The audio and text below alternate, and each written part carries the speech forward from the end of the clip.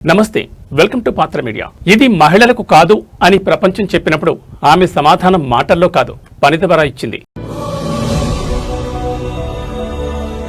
బబ్బురి శిరీష గారి ప్రయాణం మనకు ఒక గొప్ప నిజాన్ని గుర్తు చేస్తుంది.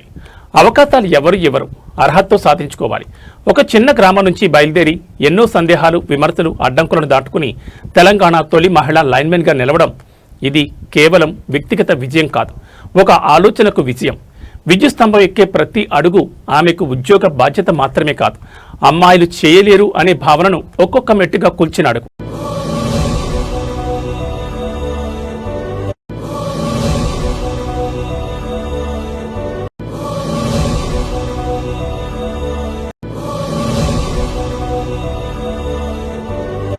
ఈ కథ ప్రతి అమ్మాయికి చెప్తోంది.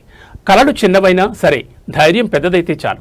పరిస్థితులు కాదు, పట్టుదలే మన గమ్యాన్ని నిర్ణయిస్తుంది.